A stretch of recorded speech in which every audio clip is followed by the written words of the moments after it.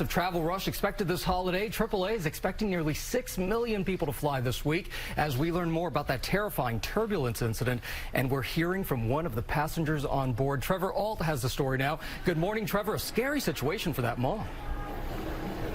Yeah, absolutely, Gio, and it's happening as we're in the middle of this extremely busy stretch of travel. We've got more than 40,000 flights scheduled at airports across the country today, but we've got those new details about this extreme turbulence overseas. And the passenger we're hearing from is a surgeon who says not only did she help assess some of the many injuries of passengers on board, she says her 2-year-old was tossed up in the air up above the overhead compartments.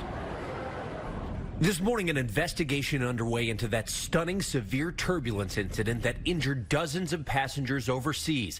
At least 10 passengers were transported to the hospital, many tossed about the cabin. Someone said it was like being in the inside of a washing machine, and it really was.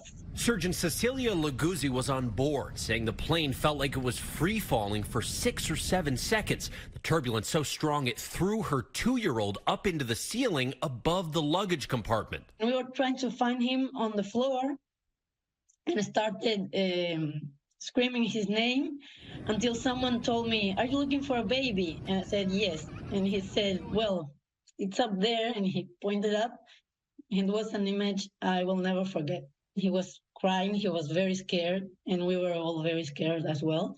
But the moment I took him in my arms, he calmed down. Laguzzi says multiple people were thrown above the luggage. This video showing a man being pulled down, though it's not clear how he ended up there. She says her son is thankfully okay. Her 4-year-old daughter is bruised and cut, but all right. Blood seen on some of the seats in the aftermath. The flight from Madrid to Uruguay making an emergency landing in Brazil. It seems that we're seeing more of these incidents where people are injured in turbulence. But 2 things to remember. One is the airplane is very, very strong. The second is nobody that's wearing a seatbelt gets hurt. It's only the people who are not belted in that get hurt. And Gio, here at Newark, and on top of all the crowds, they're also having some staffing issues with their air traffic controllers that's leading to some pretty major delays. Just yesterday, they had 361 delays just here. Now, looking ahead through the rest of the holiday stretch, tomorrow, the 4th of July, is going to be the lightest day, but then it picks right back up through the weekend. In fact, the TSA says on Sunday, it's possible they could screen more than 3 million passengers across the country. It'll be the first time in the agency's history they have ever hit that number. We're also hearing from the FAA, who says they're in contact with the military about the possibility of opening up some restricted airspace to make sure all these airplanes keep moving. Gio? One thing's for sure, it's going to be busy. All right, Trevor, thank you. And